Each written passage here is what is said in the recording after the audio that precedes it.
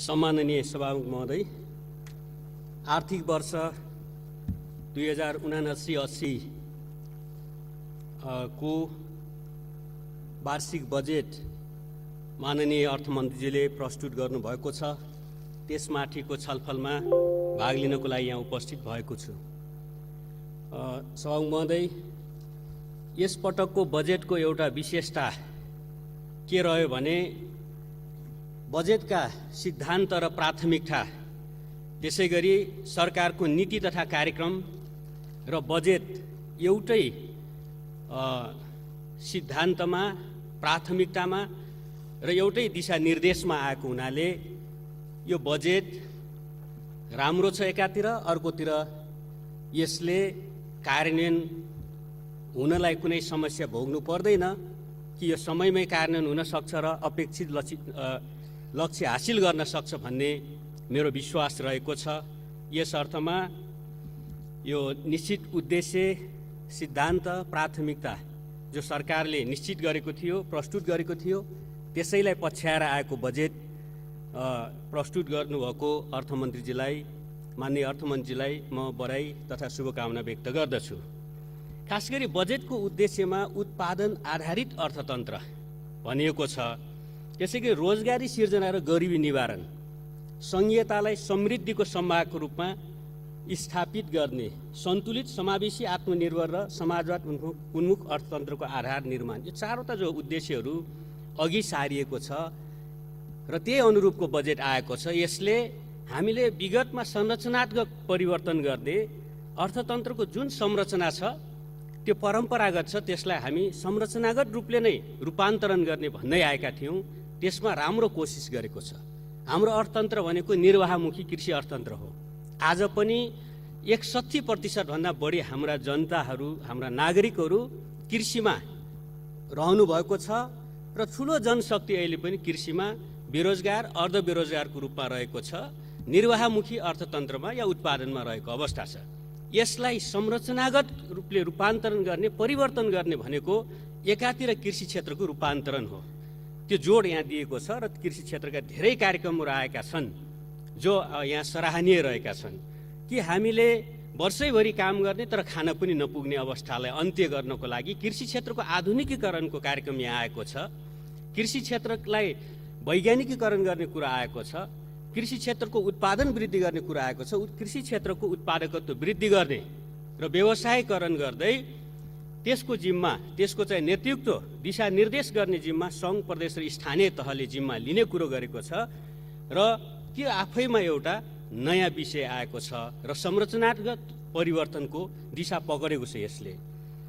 सम्मानित सभामुख महोदय, यसरी हेर्दा खास गरी प्राथमिक क्षेत्रमा पनि कृषिको रूपान्तरण नै राखेको छ यो बजेटले। त्यसैगरी सरकारी, निजी र सहकारी क्षेत्रको सहकार्यमा उत्पादन र उत्पादकत्व वृद्धि गरेर रोजगारी सिर्जना गर्ने, गरिबी निवारण गर्ने कुरो यसले गरेको छ र यसमा कृषि क्षेत्रमा, कृषि लगायतका विभिन्न क्षेत्रमा श्रम सहकारी मार्फत 5 लाख रोजगारी सिर्जना गर्ने कुरो गरेको छ। प्रधानमन्त्री रोजगार कार्यक्रम मार्फत चाहिँ 2 लाख रोजगारी सिर्जना गर्ने गरेको छ कि वार्षिक रूपले हाम्रो 18 वर्ष उमेर पुगेको श्रम शक्ति बजारमा 5 लाख भन्दा अलिकति बढी हरेक वर्ष आउने गरेको छ। देशभित्र हाम्रो 50 देखि 60, 70 हजारको 1 लाख पनि नाग्दैन कि हाम्रो रोजगारी, हरेक वर्ष रोजगारी सिर्जना 50,000 हाराहारी मात्रै हुने गर्छ। त्यसो हुँदा 50,000 हाम्रो चाहिँ जनशक्ति नेपालमै खपत हुने र बाँकी 4.5 लाख जनशक्ति विदेशिनु पर्ने बाध्यात्मक अवस्था या बेरोजगार भएर बस्नुपर्ने अवस्था रहेको छ। यो कुरोलाई संरचनागत रूपान्तरण गर्दै कृषि क्षेत्रको उत्पादन र उत्पादकत्व वृद्धि गर्दै त्यो क्षेत्रका चाहिँ नयाँ कार्यक्रमहरू लिँदै त्यहाँ रोजगारी सिर्जना गर्ने कुरो गरिएको छ। यो सही छ कि हाम्रो लाखौँ, झन्डै करोडको सङ्ख्यामा चाहिँ जनशक्ति त्यहाँ रहेको छ, उत्पादक शक्ति, त्यसलाई आधुनिक उत्पादनमा लैजाने, ऋणको व्यवस्था गर्ने, बिउ बिजनको व्यवस्था गर्ने, मलको समयमै व्यवस्था गर्ने र त्यहाँको उत्पादन र उत्पादकत्व वृद्धि गरेर रोजगार र स्वरोजगार बनाउने कुरो आफैमा यो महत्त्वपूर्ण कुरो छ, सही पनि छ। सम्मानित सभामुख महोदय, त्यसै गरी कृषिमा चाहिँ खास गरी धान, मकै, गहुँ, तरकारी, फलफुलको आयातलाई 30%ले घटाउने आगामी आर्थिक वर्षमा, त्यसै गरी निर्यात दोब्बर गर्ने कुरो, अन्य उत्पादनहरूको, त्यसै गरी आयातलाई 20%ले घटाउने कुरो, 5 वर्षमा व्यापार सन्तुलन गर्ने कुरो त्यसै गरी वार्षिक मर्यादित रोजगारी 30%ले वृद्धि गर्ने कुरो, भूमिहीन दलितहरूलाई 3 वर्षमा आवास उपलब्ध गराउने कुरो, त्यसै गरी 8 लाख निरपेक्ष गरिबीको रेखामुनि रहेका जनतालाई, नागरिकहरूलाई माथि उठाउने कुरा र शिक्षा र स्वास्थ्य गुणस्तर सुधार गर्ने कुराहरू आफैमा यो महत्त्वपूर्ण र सकारात्मक कार्यक्रमहरूको रूपमा यिनीहरू आएका छन्। त्यसै गरी कृषि क्षेत्रलाई मर्यादित बनाउनको लागि खास गरी किसान पेन्सन कार्यक्रम, योगदानमा आधारित किसान पेन्सन कार्यक्रम यहाँ अगाडि सारिएको छ। यो आफैमा धेरै महत्त्वपूर्ण, कृषि क्षेत्रलाई मर्यादित आकर्षक बनाउने चाहिँ यसले एकातिर कृषिमा रहेका जनशक्तिलाई कि त्यहीँ रहेर पनि हामी चाहिँ भविष्य सुखद हुन्छ, सुनिश्चित हुन्छ, बुढेसकालमा अथवा जेस अवस्थामा पनि भविष्य सुनिश्चित हुन्छ भन्ने कुरो यसले ग्यारेन्टी गरेको छ। यसरी हेर्दा पूर्वोक्ता मान्यजीले चर्चा गर्नुभएको जस्तो होइन, सरकारले आफूले योगदान गरेकोमा 10% थप गर्ने र त्यो चाहिँ जो पुँजी जम्मा हुन्छ त्यसलाई त लगानीका विभिन्न क्षेत्रहरूमा लगानी गरिन्छ। अहिले सञ्चय कोष छ, नागरिक लगानी कोष छ, अरू कोषहरू छन्, त्यो कोष त्यसै बस्दैन, लगानी हुन्छ। मिनिमम 8%, 10% लगानीमा पनि गइरहेको छ, मिनिमम 8% मात्रै ब्याजमा लगानीमा गयो।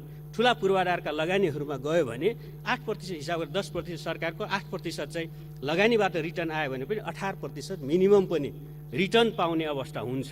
तर यो चाहिँ फेरि एउटा निश्चित जम्मा गरिसकेपछि निश्चित उमेर समूहपछि यसको चाहिँ मानव 60 वर्षपछि पेन्सनको व्यवस्था होला। म अर्थमन्त्री हुँदा एउटा अध्ययन गराउँदा मिनिमम 8,000 म्याक्सिमम $16,000 बराबरको किसानहरूले पेन्सन पाउनु रहेछ कि त्यतिखेरकै 10 वर्ष अगाडिकै अध्ययनमा हेर्दा पनि कि आफूले योगदान गर्छ, सरकार थप त्यसमा योगदान हुन्छ, त्यो रकमलाई बढाउने काम अथवा लगानी गर्ने काम, ठुला पूर्वाधार आदि इत्यादिको लागि चाहिँ एउटा लगानी योग्य पुँजीको रूपमा पनि त्यो रहन्छ र त्यसबाट जेस अवस्थामा या बुढेसकालमा त्यो कसैले हेर्नुपर्ने, राज्यले या परिवारका सदस्य हेर्नुपर्ने अवस्था हुँदैन। कृषि क्षेत्र पनि सुरक्षित हुन्छ, मर्यादित हुन्छ भन्ने कुरो यसले सुनिश्चित गर्दछ। यो आफैमा एउटा क्रान्तिकारी कदम नै हो। सभामुख महोदय, यस अर्थमा यसलाई समर्थन गर्नु कोही पनि मान्यज्यू, कुनै पनि पार्टी, कुनै पनि दलले हिचकिचाउनु पर्ने कुनै कारण छैन। यसै गरी चाहिँ 5 खर्बको लघु वित्त कोष कृषि कर्जाको लागि जो आएको छ, स्रोतहरू यहाँ चाहिँ परिभाषित त छैनन्, तर यो धेरै महत्त्वपूर्ण कुरा हो। साना साना लगानी चाहिरहेको हुन्छ, ठुला ब्याङ्कहरूमा वित्तीय संस्थाहरूमा पहुँच हुँदैन किसानहरूको, सजिलो ढङ्गले घर घरमै कार्यक्षेत्रमै यो लघु वित्त कर्जाको चाहिँ व्यवस्था गर्न सकियो भने र त्यसको उद्देश्य राखेर 5 खर्बको जो कोष जम्मा गर्ने कुरो गरिएको छ, यो आफैमा राम्रो छ। बाजु जमिनलाई उपयोग गर्ने नीति कुरो छ। न्यूनतम समर्थन मूल्य, खास धान, मकै, गहुँ, दुध आदि इत्यादिलाई न्यूनतम समर्थन मूल्य तोक्ने कुरो छ। र यदि बिक्री भएन भने सरकारको सङ्घ प्रदेश स्थानीय तहले त्यस्ता कम्पनीहरू, सार्वजनिक कम्पनीहरू मार्फत खरिद गर्ने, बजारको सुनिश्चितता गर्ने कुरो यो आफैले पेब्याकको जो ग्यारेन्टी गरिएको छ, यो आफैमा यो महत्त्वपूर्ण कुरो हो।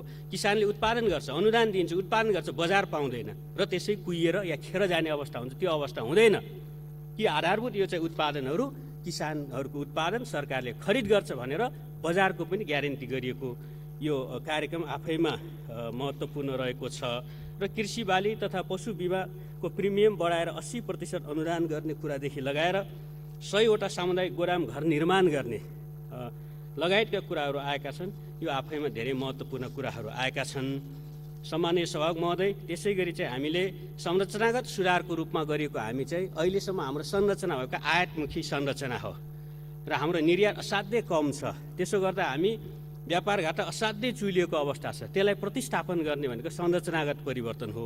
यसरी उद्योग क्षेत्रमा खासै मेक इन नेपाल, आफ्नै उत्पादन आफ्नै उपभोग लगायतका नारा अन्तर्गत, अभियान अन्तर्गत जो कार्यक्रमहरू आएका छन्, उत्पादनमूलक उद्योगलाई प्रोत्साहन गर्ने कार्यक्रम, युवा उद्यमशीलतालाई विकास गर्ने कुरा, स्टार्टअप व्यवसायको व्यवस्था गर्ने कुरा, सुरुवाती पुँजी, जो स्टार्टअप भनेको सुरुवाती पुँजी उपलब्ध गराउने कुराहरू, त्यसै गरी बिजनेस इन्क्युबेसन सेन्टर 7 प्रदेशमा जो ज्ञानमा आधारित व्यवसाय गर्नको लागि 7 प्रदेशमा स्थापना गर्ने कुराहरू छ। त्यसले युवाहरूलाई कि उसको उनीहरूका आइडिया, नयाँ नयाँ जो आइडियाहरू आउँछन्, इनोभेसनहरू आउँछन्, त्यसलाई चाहिँ उनीहरूलाई त्यही प्रवर्धन गर्नलाई सहयोग गर्ने या त्यसलाई राज्यले खरिद गरेर चाहिँ आफूले प्रवर्धन गर्ने या राज्य र निजी क्षेत्र सम्बन्धित व्यक्तिले साझेदारी गरेर त्यसलाई प्रवर्धन गर्ने जस्ता यो कार्यक्रम आफैमा महत्त्वपूर्ण रहेका छन्। त्यसैगरी एक स्थानीय तह एक विशिष्ट उत्पादनका कुरा, त्यसैगरी 50 वर्षलाई जग्गा लिजमा गर्ने व्यवस्थाका कुरा, 10 करोडभन्दा बढीको वार्षिक विद्युत उपयोग गर्दा 2 देखि 15% छुट दिने व्यवस्था लगायतका त्यसैगरी खेतदेखि कारखानासम्मको एकीकृत नमुना कार्यक्रम, खास गरी कृषिजन्य र मेटेरियल प्रयोग गर्ने, कृषिजन्य कच्चा पदार्थ प्रयोग गर्ने उद्योगहरूलाई प्रोत्साहन र प्रवर्धन गर्ने खालको जो कार्यक्रमहरू छ, त्यसैगरी 5 वर्षदेखि 15 वर्षका आयकर छुट दिने, खास गरी कर्णाली सुदूरपश्चिमका पहाडहरूमा लगानी गर्नेहरूलाई, या त्यसैगरी चाहिँ खास गरी गाडी सवारी साधनहरू देशभित्र उत्पादन या एसेम्बल गर्नेहरूलाई छुटको जो आयकर छुटका व्यवस्थाहरू छन्, यसले आयात प्रतिस्थापन गर्छ। अहिले पनि हामी चाहिँ आयातमा आधारित हाम्रो अर्थतन्त्र छ, त्यसलाई प्रतिस्थापन गर्ने यसले काम गर्छ र यो एउटा संरचनागत परिवर्तन हो। हामी आयात गरेर खाने, उपभोग गर्ने होइन कि हामी आफै उत्पादन गरेर हामी सस्टेन हुन्छौँ। यसले व्यापार घाटा कम हुन्छ, वैदेशिक मुद्राको सञ्चित घाटा कम हुन्छ, लगायतका कुराहरूलाई यसले हल गर्छ। त्यसै गरी यो चाहिँ खास गरी जनताको, नेपालको पानी जनताको लगानीलाई अझ प्रवर्धन गर्नुपर्ने चाहिँ यहाँ आएको छ। विद्युतीय चुलो हरेक घरलाई दिने कुरो, त्यसै गरी हामी अहिले झन्डै 3 खर्ब बराबरको पेट्रोलियम प्रोडक्ट आयात गर्छौँ, 70 अर्ब हाराहारीको ग्यास आयात गर्छौँ। 70 अर्बको ग्यास मात्रै प्रतिस्थापन गर्दा या 3 खर्ब बराबरको फोसिल फ्युललाई हामीले प्रतिस्थापन गर्दा मात्रै पनि व्यापार घाटा सन्तुलन हुन्छ एकातिर, अर्कोतिर त्यो बराबरको विदेशी मुद्राको सञ्चित हुन्छ। यो सबै कुराहरू यसमा रहेका छन्। त्यसैले यसलाई मैले समर्थन गर्दै खास गरी 2वटा कुरा सामान्य सभा महोदय मैले टुङ्गाएँ, 2वटा कुरा मात्रै राख्छु कि चाहिँ हामी यो चाहिँ विकासको मोडलमा कमरेड प्रचण्डको प्रधानमन्त्रीत्व कालमा पूर्व पश्चिम खास गरी पहाडी लोकमार्गको अवधारणा, उत्तर दक्षिण लोकमार्गको अवधारणा आए कि हाम्रो असाध्यै बसाइसराई स्थानान्तरण सबै तराई मधेसमा थुप्रिने यस्तो खालको पहाड चाहिँ पुरै बन्जर हुने अवस्थालाई अन्त्य गर्न त्यो विकासको अवधारणा अगाडि सारिएको थियो। अहिले मेडिकल कलेज, शिक्षा केन्द्र, अन्य कुराहरू आउँदा अलि सीमित ठाउँहरू, तराई मधेस अलि सुगम, फेरि सुगम ठाउँ फेरि आयोजना थप्ने जस्ता देखिएका छन्। यसमा कहीँ न कहीँ प्रादेशिक सन्तुलनहरू हेर्नुपर्ने हुन्छ, मलाई यो लागेको छ। त्यसै गरी यो चाहिँ इलेक्ट्रिक भेहिकल खास गरी विद्युतीय सवारी साधनमा 100 किलोवाटसम्मकोलाई छुटको व्यवस्था प्रोत्साहन गरिएको छ। त्यसमाथिको खास गरी 200 किलोवाटसम्मलाई विगतमा चाहिँ यस्तै चाहिँ विभिन्न करहरू वृद्धि गरिएको थियो। म आफै पनि क्याबिनेटमा थिएँ, पछि हाउसमा पनि उठ्यो र पछि त्यसलाई करेक्सन गरेर अलिक प्रमोट गर्ने कोसिस गरियो। यसमा चाहिँ अर्थमन्त्रीजीको र सरकारको ध्यान जानेछ। यस वर्ष जम्मा चाहिँ 1400 गाडी मात्रै भित्रिएको छ इलेक्ट्रोनिक भेहिकल, 15,000 गैर चाहिँ विद्युतीय गाडीहरू भित्रिएका छन्। त्यसो गर्दा विद्युतीय गाडीले एकातिर चाहिँ हाम्रो चाहिँ पेट्रोलियम प्रडक्टको आयातलाई प्रतिस्थापन गर्छ, अर्कोतिर हामीले हाम्रो विद्युत जो सरप्लस छ त्यो विद्युत प्रयोग गर्छ र हाम्रो पैसा हामीसँगै रहने अवस्था हुन्छ। यसले चाहिँ हाम्रो अर्थतन्त्रलाई ठिक दिशातिर, आत्मनिर्भर अर्थतन्त्रतिर लैजाने, बलियो अर्थतन्त्रतिर लैजाने हुन्छ। यसमा ध्यान जाने नै छ कि कहीँ न कहीँ अलिक धेरै बढी 70-80% चाहिँ कर वृद्धि हुँदा कि फेरि फर्केर हामी चाहिँ पेट्रोलियम गाडी, डिजेलको गाडीतिरै फर्किने जस्तो अवस्था बनेको छ। र मैले चाहिँ लास्टतिर भन्दा चाहिँ यो चाहिँ बजेटको बारेमा चाहिँ हामी संविधानमा 15 गते नै प्रस्तुत गर्ने एउटा बाध्यात्मक व्यवस्था छ। यो राम्रो पनि भएको छ। गत वर्ष यसै बेला सरकार विघटन भएको, के अरे संसद विघटन भएको, सरकार काम चलाउ भएको, त्यतिखेर पूर्व अर्थमन्त्री, पूर्व योजना आयोगका उपाध्यक्षहरूले हामीले सँगै बसेर के सुझाव दिएका थियौँ भने काम चलाउ सरकारले, चुनावी सरकारले चुनावी बजेट मात्रै ल्याइदिनुहोस्, नियमित बजेट नयाँ सरकारले गर्छ, निर्वाचन घोषणा गरिसकेका सन्दर्भमा भनेर हामी तत्कालीन अर्थमन्त्रीजीलाई सुझाव दिएका थियौँ। तर उहाँले फुल फ्लेज बजेट सबै ट्याक्सहरू पनि हेरफेर गर्ने, कि ट्याक्सको सिद्धान्त भनेको नो ट्याक्सेसन विदाउट रिप्रेजेन्टेसन भन्छ। प्रतिनिधि बिना, प्रतिनिधिहरूले अनुमोदन बिना, जनताको प्रतिनिधिलाई अनुमोदन नगरेर ट्याक्स कुनै पनि हेरफेर गर्न पाइँदैन भन्ने सिद्धान्त हो। तर प्रतिनिधि बिना नै बाहिर प्रस्तुत गरेर ट्याक्स धेरै हेरफेर गर्ने कामहरूदेखि नयाँ नयाँ योजना छर्देसम्म काम भयो। नयाँ सरकार आएपछि अलिअलि परिवर्तन गर्यो। त्यसो हुँदा यो त अहिलेको त फुल फ्लेज गभर्मेन्ट हो, प्रतिनिधिहरू छ, सबै छ। अहिलेको जिम्मा हामी ट्याक्सको हेरफेरदेखि लिएर कार्यक्रम सबै कुरा हामी जनप्रतिनिधिहरू नै जिम्मेवार हुन्छौँ। निश्चय पनि भोलि हाम्रो दाबी यो गठबन्धन अगाडि जान्छ, यसैको सरकार हुन्छ, यसैले यो 3 वर्ष 5 वर्षका आयोजना पनि प्रस्तुत गरिरहेको छ। त्यो अवस्था नहुँदा भोलि नयाँ सरकार आउँदा उसैले केही हेरफेरहरू गर्न पाउँछ नै। त्यसैले चाहिँ यसलाई धेरै आलोचना भन्दा पनि यो सही नै छ। हामीले 15 गते समयमै बजेट ल्याएका छौँ र यसमा चाहिँ मात्रै चाहिँ गठबन्धनको घोषणापत्र भनियो। म चाहिँ के अनुरोध गर्न चाहन्छु भने यो गठबन्धनको घोषणापत्र हो भने त्यसो भए चाहिँ 1 लाख कर्मचारी, 1,20-25 हजार सङ्घीय प्रादेशिक स्थानीय तथा कर्मचारी यो सबै गठबन्धनका मान्छे भए तलब वृद्धि भएको छ। 1 लाख सेना, 1 लाख प्रहरी र सशस्त्र लगाएर 1 लाखभन्दा बढी यो सबै नै अब गठबन्धनका मान्छे भए। यसको अर्थ हामीले यसरी नै बुझौँ। त्यसै गरी चाहिँ 68 वर्ष माथिका ज्येष्ठ नागरिक झन्डै 12 लाख ज्येष्ठ नागरिकहरूले सुविधा पाउने भयो। यो चाहिँ चुनावी घोषणापत्र र छरेको मात्रै हो भने त्यो सबै अब हाम्रा व्यक्ति अथवा हाम्रा मान्छे भए हामीले यसरी बुझ्नुपर्ने। त्यसै गरी 5 खर्बको जो चाहिँ अब कोष बनाएर किसानहरूलाई राहत दिने कुरा, किसान पेन्सन, यो सबै किसानहरू अब चाहिँ गठबन्धनका हुने भए यसको अर्थ। त्यसै गरी चाहिँ कृषिमा चाहिँ 32%को बजेट वृद्धि गरिएको छ यो वर्ष। यसको अर्थ त्यो किसानहरू सबै अब चाहिँ गठबन्धनको हुने भए निर्वाचन मात्रै केन्द्रित हो भने भन्दा यसरी हेर्न मिल्दैन। जिम्मेवार व्यक्तिहरू पूर्व अर्थमन्त्री भइसक्नु भएको माननीय सदस्यबाट यस खालको चाहिँ अभिव्यक्ति लागेन। मैले सकाए सम्मानज्यू, कृषिमा 32%को अहिलेको बजेटको वृद्धि भएको छ। यो आफैमा एउटा क्रान्तिकारी छलाङ नै हो। यस अर्थमा अर्थमन्त्रीज्यू र सरकारलाई विशेष धन्यवाद दिन चाहन्छु। वैदेशिक ऋण र समग्र सार्वजनिक ऋण 9 खर्बदेखि 18 खर्ब पुगेछ 5 वर्षमा। त्यो अलिकति रिभ्यू गर्नुपर्छ होला, त्यो 5 वर्षभित्र कसको सरकार थियो। यसपटक 4.8%ले सार्वजनिक ऋण घटाइएको छ भन्दा यो सरकार अर्थमन्त्रीले यो सार्वजनिक ऋणलाई जथाभावी जहाँ पाए त्यहीँ लिने पक्षमा छैन र एउटा चाहिँ सिद्धान्तमा, एउटा आवश्यकतामा उत्पादन वृद्धि गर्ने क्षेत्रमा, पूर्वाधार निर्माण गर्ने क्षेत्रमा मात्रै ऋण लिने गरिन्छ। यो हाम्रो प्रतिबद्धता भन्ने सरकारको आएको छ र यो टोटल बजेटमा 9.8%ले वृद्धि भएको छ। यो ठुलो आकार होइन। सामान्यतया हामी सिलिङहरू वितरण गर्दा बजेटमा सामान्य वृद्धि हेर्दा मिनिमम 10%को सिलिङ वितरण गर्ने मन्त्रालयहरूलाई, विभागहरूलाई र सरकारले सामान्य पनि 10% हाराहारीको वृद्धि यो सामान्य नै मानिन्छ। मात्रै कुन क्षेत्रमा गयो भन्दा कृषि क्षेत्रमा गयो, उत्पादन क्षेत्रमा गयो, आत्मनिर्भरतातिरको क्षेत्रमा गयो, यो असाध्यै राम्रो भयो। त्यसैले म यही रूपमा चाहिँ सबै मान्यजीहरूले लिइदिनु हुनुको लागि हार्दिक अनुरोध गर्दै बिदा हुन्छु। धन्यवाद।